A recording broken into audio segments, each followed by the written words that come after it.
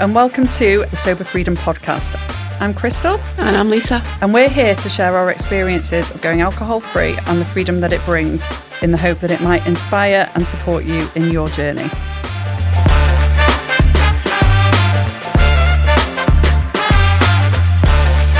Welcome to the Sober Freedom Podcast. Today, we're joined by the incredible Kat, the founder of Yoga Up, a yoga and wellness business based in Manchester. Since 2017, Kat has been dedicated to teaching yoga and wellness tools to people of all ages, helping them to manage their mental and physical health through practices such as breathwork, meditation, cold water therapy, and fitness. Her approach is holistic, addressing both body and mind to equip people with the tools they need to navigate the challenges of modern life. In addition to teaching yoga for kids, adults, corporate sessions and retreats, Kat is also a passionate mum, a student of yoga and an advocate for spending time in nature, often found exploring with her dog. Today, Kat is here to share her journey and how she's helping others transform their lives, find balance and break free from the habits that no longer serve them. This episode comes with a trigger warning. Kat's story covers topics of addiction, enabling, family complexities and grief. Please take care while listening. Hi, Kat. Hello. Hi, Kat. Thank you so much for being with us here today. Thank you so much for having me. No problem. So it was great to finally meet you. I've been listening to the podcast and championing what you're doing as well and trying to spread the word. So yeah, well done, lady. Appreciate it. Thank you. Thank you. Thank you for being here. So we've got a lot to talk about today. Shall we start with, do you want to give, obviously I've given you the big intro, but do you want to give yourself a little intro and decide where we're going to start? Yeah, so I have been teaching yoga for 8 years now, yoga and wellness tools to a variety of people. And like you said, my passion is to pass on tools to help people with modern life and to help them, I guess, just find ways to navigate life without going to, I guess, things that might be a bit more destructive. I think now there's so many more pressures on people in terms of social media, expectations, we're time poor. And for me, I went to India in 2017, really trying to escape those things myself. And this is before social media exploded. Yes. And then discovered a whole lot of other things while I was there in terms of how it could really help people. And when I left there, I came back with the sole purpose, mission of passing this on to other people and helping them in whatever way I could. So that's basically the track that I've been on. It's not been linear in any way. I've been on and off the wagon in different ways. I mean, going to somewhere like India and being in an environment where it's healthy eating, it's there's no alcohol, you're training every day, that was a great way for me to escape, I guess, the Western world, escape the corporate ladder. Mm-hmm. But when I came back, then applying those things in our society, when you have bars and clubs open and 2-for-1 offers and, it was hard. It was hard. So I would say today I'm in a much better place given everything that has happened because I know myself much more because of what I have dedicated myself to and what I've done. But yeah, it's not been easy. And obviously dealing with the loss of my sister and seeing what addiction can do to a person is probably the one thing that you wouldn't wish on anyone. Mm-hmm. So if I can help people by sharing my story and through what I do, then that's what I'm here to do. Oh, thank you. Thank you. We look forward to hearing the story, and I've heard some of it and I know it's very emotional and very powerful. So thank you for having the courage to share that. Thank you. So you've obviously explained that you went to India in 2017. What happened to get you to the point of that sort of life-changing trip? I'm from Northern Ireland. I lived in Belfast and I started off just like any teenager would. You're looking for something to do on the weekends. Yeah. You're looking for an escape. You're looking for ways to have fun. And one of those normalised things is drinking. It's alcohol, isn't it? Mm-hmm. I've heard both of you talk about it as well. Who didn't drink when they were a teenager? And people perhaps labelled you as a bit of a weirdo if you didn't join in. There was peer pressure and there was a lot of unknowns about the damage that alcohol could cause. We didn't come from the, I guess, conscious generation that we have now, where there's a sober movement. I would say in my environment, it was probably there was more conflict. That's what Northern Ireland was. It was a place of conflict at that time. And there was definitely more environmental factors which led to people wanting to have a drink to forget, to get away from what was happening as an escape. And when you have that on top of peer pressure, you're in what feels like, I guess, what would you call it, like a pressure cooker in a way. And you can see that behaviour is normalised. I mean, I went to a good school. I was encouraged to do well academically, all of those things. But when it came to the weekend, did I want to have a drink? Of course I did. And whatever way I could get it, whether we had someone who was a little bit older who would go in and get it, we did those things. It was our way of escaping. But I think then the added, I guess, complexity in my life was I had a sister who was, she was born prematurely and she had special needs. That's what it was called then. You would probably say it was autism, mild autism now. And there was 9 years between us. Is she younger or older? Older. However, her brain development meant that she was basically a teenager at the same time I was a teenager. Those 9 years didn't actually matter. So I had the responsibility of having a sister who was older, but not mentally older. And as I became more mature and moved into my teenage years, my sister didn't develop at the same pace. And so she saw what everyone was doing, drinking, socialising. And I guess like any teenager, she wanted to have those things as well. She wanted to be, that was normalised. So was she like in the scene with you and socialising with you? Yes and no. Okay. I became quite aware of the, I guess, naivety that there was. I became aware that I was becoming the older one and the responsibility was on me. And that meant then I was realising that there was an exposure to something that perhaps she didn't know really what it was. Okay, so I knew I was drinking to get drunk and escape. She knew she was drinking to have fun. But then I guess she wasn't really aware of like that was not allowed or, that was going to get us into trouble. So those things, I'm talking about it now with much more awareness, but like they came to me at different points and the responsibility, I guess, for her coming out with me, for socialising with me, it was on me a lot. And did you got to a point where because how old were you when this was all happening?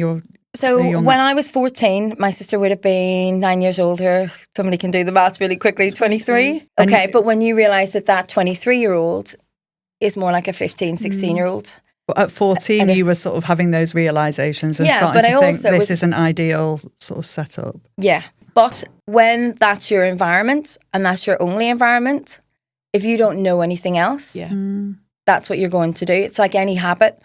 If you don't know anything different, then you can't change it yet, can you? Well, I'm just thinking that's a big realisation and a lot of responsibility for a 14-year-old to even start to acknowledge, really. Yeah, and it is hard, but that was my circumstances. It wasn't to say that my parents didn't take responsibility, they did.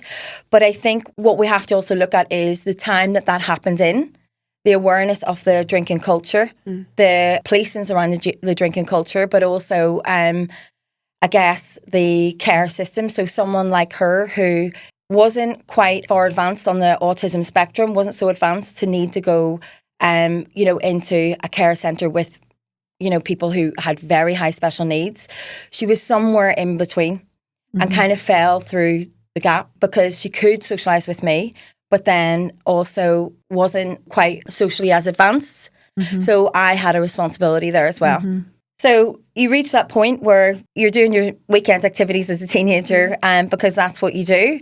But I guess as life advances as an adult, as you both know yourself, you have responsibilities. If you want to start getting a job, if you want to start making an income, if you want to start setting goals for yourself, you can't carry on that way. Everybody has a tipping point, don't they? Or a turning point Yeah. at whatever stage in life that happens. I think for me, I had moments where I just started to almost, I don't know, like see ahead. Yeah. Where I thought there's something not right here in this environment. I feel like no change is going to happen unless I step away from it or break out of it. And you know, I think that you have to be the person to do that. Yeah. If you want to change any circumstances, Yeah. no matter how much support you get. By that, do you mean your social environment, like your living environment Yeah. in Belfast, yeah? Like stepping away from that, or do you mean stepping away from having the responsibility of kind of looking after older sister who essentially is younger because of emotional immaturity, or was it a combination of all those things? All of those Yeah, things. okay. All of those things. That's a lot of pressure. Yeah. A lot of pressure, because I imagine maybe your parents depended on you to a certain degree to kind of look after your sister. I'm just assuming now, but Yeah. from what And you're saying. also there is I guess a sense of, if I was making friends through school and, you know, I have my social group, everybody wants to have a sense of belonging, don't they? Yep. And, you know, you make your best friends when you're 10, 11, and then you make more when maybe you're 13, 14. So if you're in a normal school system, you know, you'll go through your primary school, your high school, your university, and you'll make different friendship groups, won't you, as you go along. For her, so she was put in a special needs school, but she wasn't, like I explained earlier, so advanced that I think she started to feel like that wasn't quite for her either.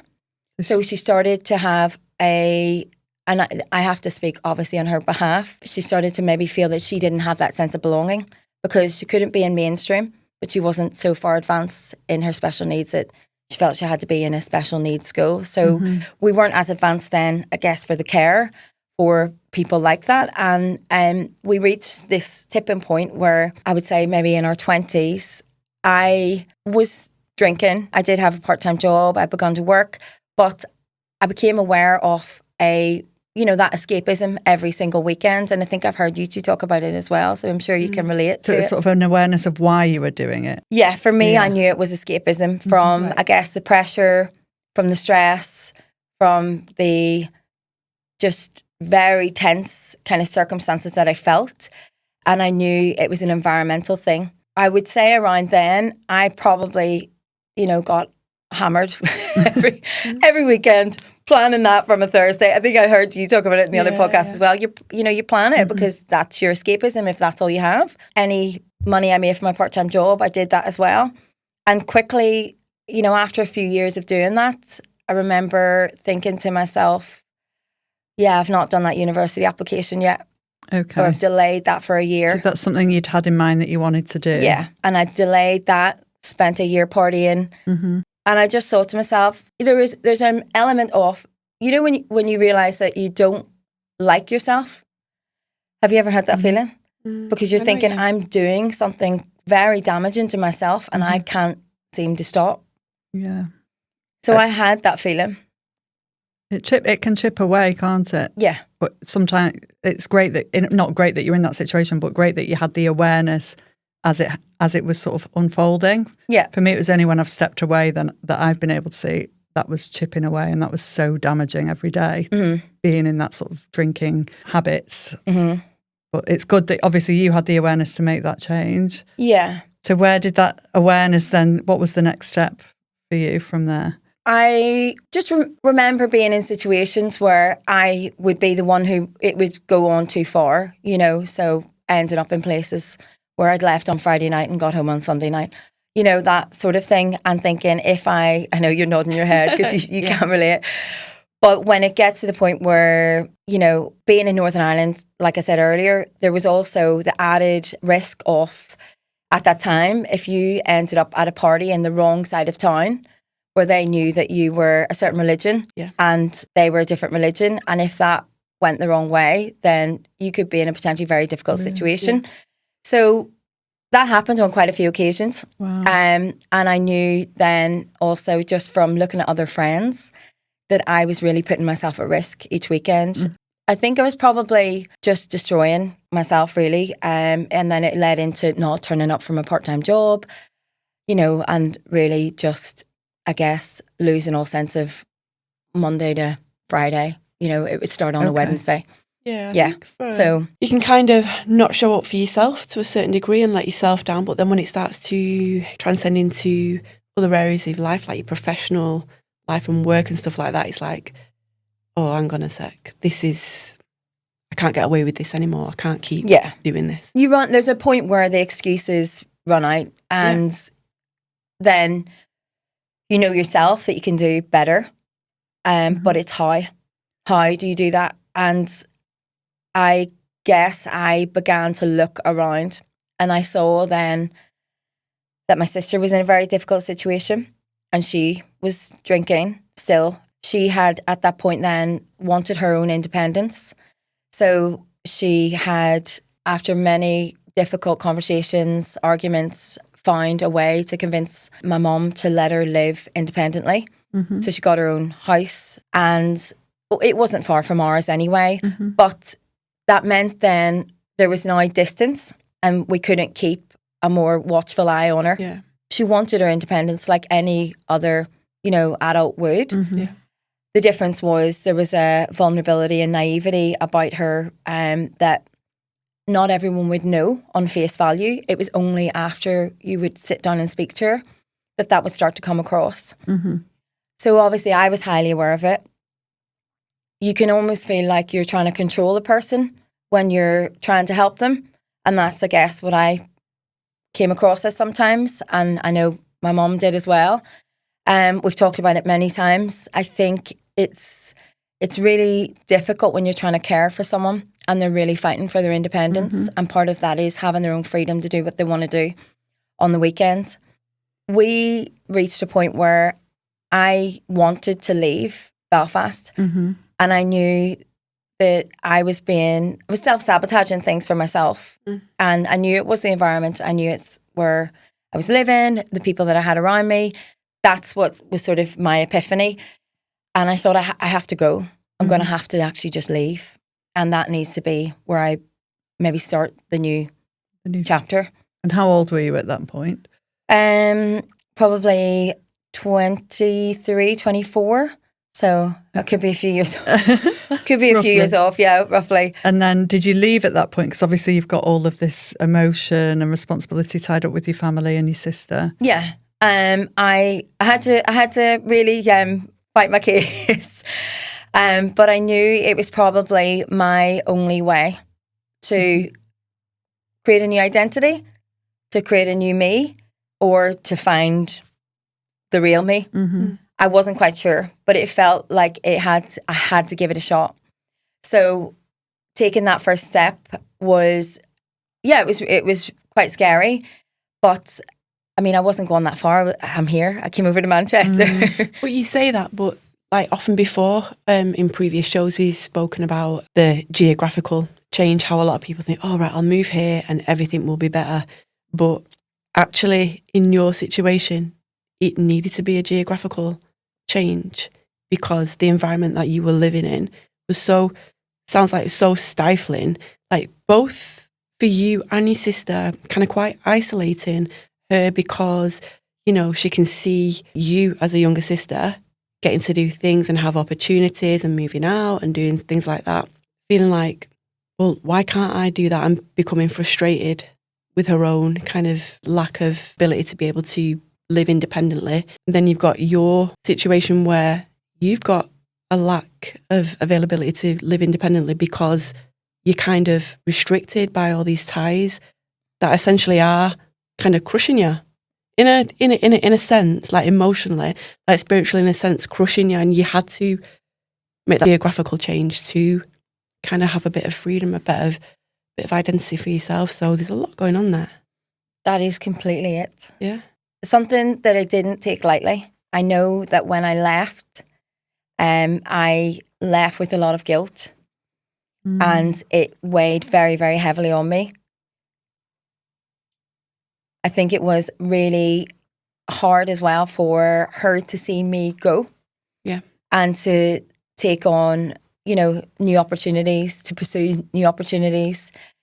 And there's at that point an awareness of, you're my younger sister, but you're seemingly the older one because you're now applying for university, you know, getting opportunities, and she wasn't getting those because people saw it as she was labelled as, I guess, disabled and or having a disability and being treated in a different way. And you do feel that difference and you do feel that responsibility for most of your life if you have a sibling who is like that. I left with the guilt and came over here and thought exactly what you just said, Lisa. Brilliant, new place, new start, let's go. Okay. But when you have habits where they're so ingrained and it is your reflex is to go out drinking and that's the social culture, I just took that and brought it over here. And it's literally as young, you know, we've grown up with that culture and that coping mechanism. We've never really been taught anything else to that, have we? So, no, of course it's going to. Yeah, you know, party, have a drink, relax. Yeah. Don't worry about it, have a drink. And plus it's a big thing as well in Irish culture. Don't worry about it, have a drink. And you're at university, so again, that whole environment it's the only way is set to, up for you know, give you the Dutch courage for that night out, to meet people. Conditions are ideal for you to just legitimise any type of drinking, whether that's to have fun, escape, and it's accepted and it's great. Yeah, and there's no warning label for it, is there? No. So when you came over to Manchester, were you planning, obviously you knew you wanted a fresh start, but were you thinking like, I'm not going to drink when I get there? Or I think I just felt so relieved. I honestly just remember feeling the weight, you know, just, I guess, half and come off my shoulders. I remember thinking, this is great. I'm going to be in a different country. No one's going to ask me straight away what my religion is. No one really cares about that. And I can be Catherine. I can be me. And that was really refreshing. It was different, meeting new people. It was a new environment. There was no monitoring of the parents. No one to have to check to see if she was okay. There was a whole new freedom that came with it. And I guess anybody who's going to university would say that or say the same thing. It was all of those freedoms, but what I hadn't thought about was I was just taking those habits and I was just bringing them here. So it was a case of just repeating the same thing on weekends, using it to socialise, and that just carried on. It carried on until I guess I started working in the corporate world. And that was my habit. The only other thing I think that saved me at that point was that I was always into fitness. So my dad was a football coach. He was a PE teacher. And I had always had fitness on my side. I know you work in fitness as well, Lisa, so you've spoken about that. And I think had I not had that, then I probably would have been 10 times worse. Because I felt at that point there was something in me that I guess I always went to the edge. I always went to the maximum.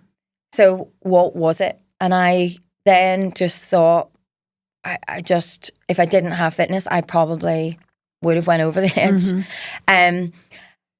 That gave me a release. I think it didn't matter how hard I drank the night before. I remember someone saying to me, oh, but you still turned up at the gym the next day and you were still running and doing this and doing that.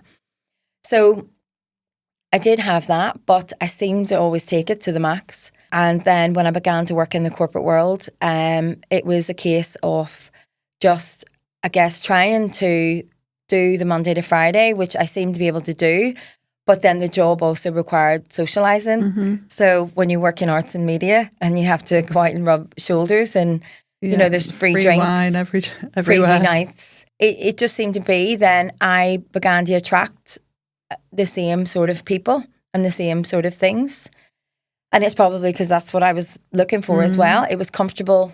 It was the habits that I knew. It was in that sense as well. If you're attracting the same type of person, there's no judgment in that circle of how you're behaving because you're all kind of like in that together. So it kind of like enables your drinking to continue without any judgment. Yeah, and it's normalised, isn't it? Yeah. And it's taken very lightly. I think, I've heard people, when people just laugh, oh, you had a hangover, you must have a hard one last night and must have had a good night. Yeah, sometimes even not just taken lightly, but celebrated really in some groups, social groups and things. So So there was definitely that element of realising that I was attracting the same thing. Mm-hmm. And I think I reached a point where I was probably self-destructive.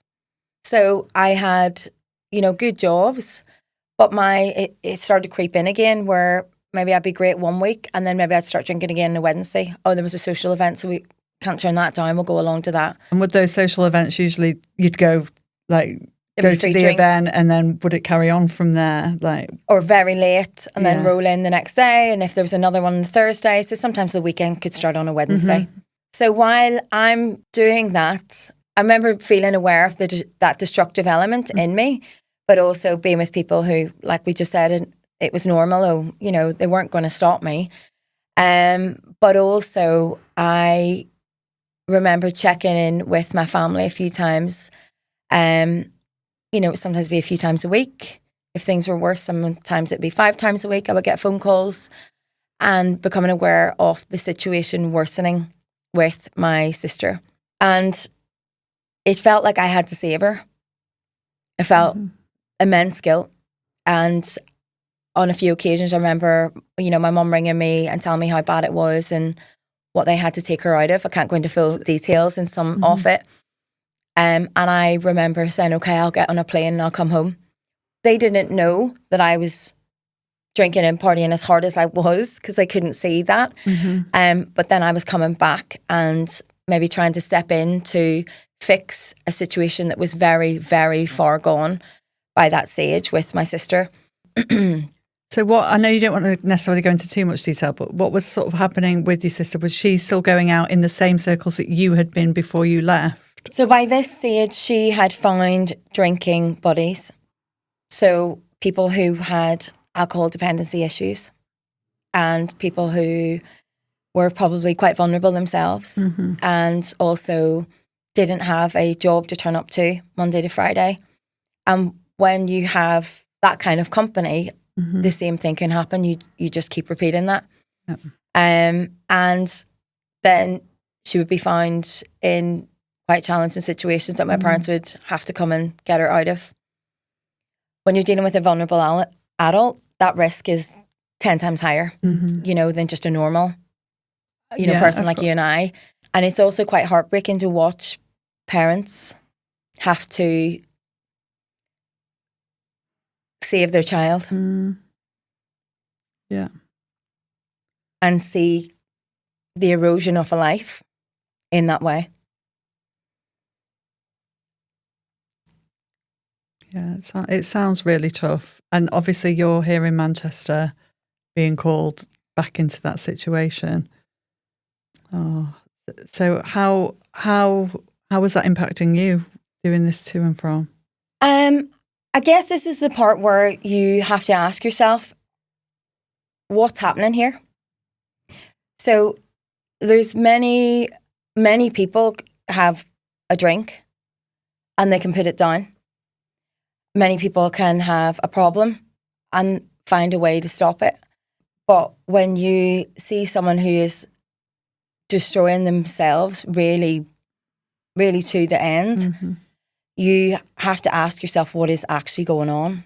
And that was really that point where I remember thinking there was a real problem here and we're not seeing what this is, as in what the root cause of it is. But because I think there's so much stigma around alcoholism, so it's normalised if you go out and have 6 or 7 drinks on the weekend, but you still turn up for your job on the Monday and you say, okay, but I have a hangover, but as long as you had a great weekend.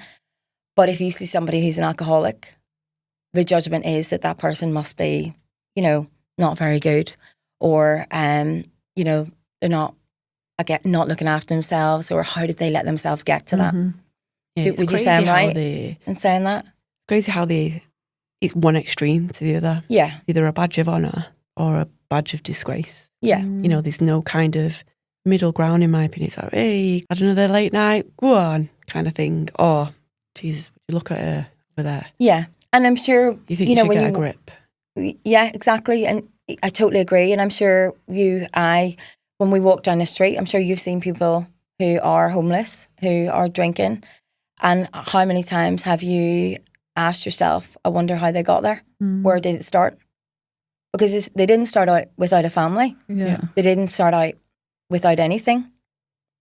They got there somehow. Mm-hmm. But our society judges them on how they look on that street in that moment. The difference in our situation was my dad was a teacher. My mum had a job. We had a family. They had income. We had houses. And yet we had this problem with a very vulnerable person. And we couldn't figure out what it was. Because there's always a root cause of these things. And it wasn't just because she just wanted to drink. Obviously, for me, it was pressure, escapism. And I remember thinking, I felt so angry. I felt so upset. I felt robbed of a sister because I never felt like I had the older sister. Who would help me. Yeah. I felt like I was being brought in each time to help with those situations. But I feel I misunderstood what she was going through on reflection now. Because if you looked at every alcoholic and thought, oh, they're just doing that because they're selfish, then I have to say, I think you're wrong. Yeah, I guess no one's really going to choose mindfully to put themselves in that whatever position that you see people in. Nobody starts off life wanting to be an alcoholic, do they? No. It's not a goal that you set. It's life happens to you and it's how you react to it and deal with it, isn't it? From there onwards, it was a case of, okay, we need to get help. Treatment units are quite different now, but you also have to voluntarily go into them. There's complications when someone's vulnerable like that, trying to get them to go in and then being on their own. And also she had to agree to it. But if you don't recognise that you have a problem, why would you agree to go in? So it became a cycle of conflict, of a battle of, you have a problem, we need to get you some help. But nobody, I think, really addressed what the root cause was of it. We were missing things. And every time I left, I remember, going back to my job and thinking, okay, I can do better. I'm not going to drink this week just to escape and forget about it. I mean, I did. I carried on. But I guess from my side, I was functioning, wasn't I? I was sociable. I was able to keep my job. But then really, when I think about it, I had responsibility. I began to find a purpose, began to find some meaning in my life and something to work for. And was that in your job or was that in something else? I was passionate about, at that time I worked in the arts. I was passionate about the arts. I was passionate about, being involved in culture. And they were things that I guess I enjoyed and got me up, so I carried on with that work. I also did have a social circle. And yeah, I think that really helped me. When I think back to the times where I was probably at my worst, it was probably when my family situation was also at its worst. So the links were there. Yeah. And it's hard for me to admit, but really when I look back, that's what was happening. It just spiraled for probably the next decade. It was really hard to see my mum, see her daughter go through that, but also not know how to deal with it. No parent wants that to happen to their child, but there were gaps in terms of my sister's actual dad was never around. So he was absent most of her adult life. So my dad was her stepdad. So there was a complexity of that. There was also, I guess, trauma. And then when you add those things in to someone's life and then they also just can't really quite find their place. And then all they've seen is, oh, have a drink. This is the environment.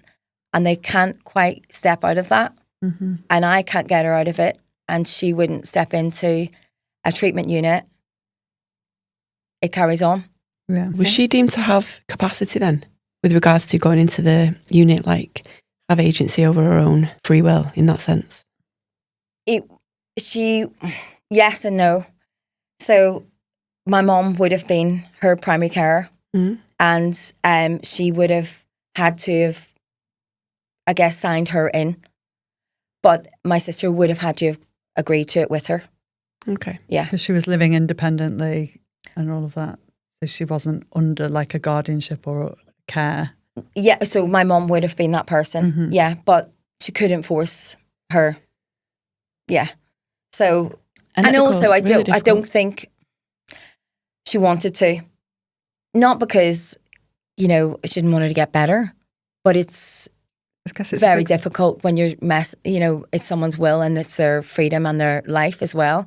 So there were different things that happened along the stages of her life where that did change, and she still didn't want to. And at the time, because obviously now you've kind of got to what you can reflect and say what the root causes were. So it's all of this family background for your sister and this sense of not fitting in. When you were going through all of that, could you identify it at the time, or is this something that's come up, No. afterwards? Yeah, definitely. I knew there had to be other reasons. Mm-hmm. It can't just be she just wanted to get up and get blind drunk, 5 days a week. Because if you have purpose in your life, if you have meaning, if you have connection, there are reasons for you to carry on. There are different behaviours, aren't there? And you can socialise, you have support, you have meaning. There are things that people need. And she, I guess, didn't find that. It wasn't that she didn't want to. I know she did because we had talked about it. But then there was a point where the behaviour was so embedded, and the addiction was there It now. takes over then, doesn't it? Yeah. The physical and mental addiction. Yeah, so that's where when an addiction goes that far, that really they have to go into a treatment unit for that. So your sister, she was in and out of treatment. You're going back and forward from Belfast to Manchester. Then what happens? Because you're saying you're still drinking at the same time when things are getting exacerbated with the family situation. You're turning to alcohol. When was the point that you thought, that's enough, I need to break this habit? Was there a specific tipping point? I remember I got a phone call, and I was actually going out with someone at the time who was also quite a big drinker, and I got a phone call from my parents to say that she was quite ill. Something had happened on the weekend, and I remember going on the phone and basically begging her to stop and trying to encourage her to stay alive, and telling her things like, could you think about our future, and we could do this and go on holiday, and you could be my bridesmaid. And you're trying to help someone who doesn't see a future envision a future. Yeah. That's what I was trying to do. And I remember pleading on this call and then thinking, am I going to have to go over again? And coming off every time I come off those calls, I remember just feeling so stressed. Cortisol levels are jacked to the max. I didn't have any other tools in my own back pocket at that time. I could go to the gym, but I probably would have went and got a bottle of wine later on that night.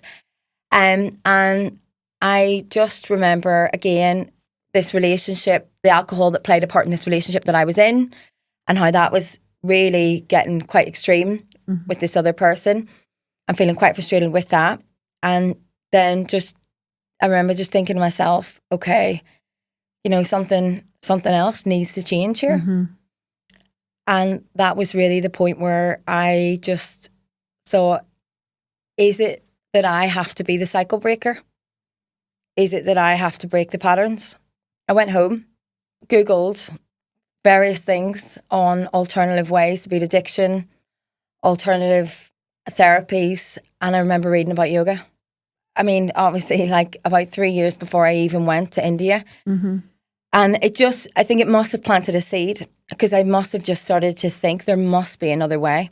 You know, I just felt that desperate. And I don't think that ever left my mind. I just had that seed planted. And that was really the point where I guess things in my life started to change. So that tees us up quite nicely. You've spoken about how the different experiences that you had up until that point took you to thinking, right, I need to take the next step, and what is that? So I think now's a good time to kind of wrap this up, and we will explore and find out more of this in the next episode. Thank you so much. Thank you.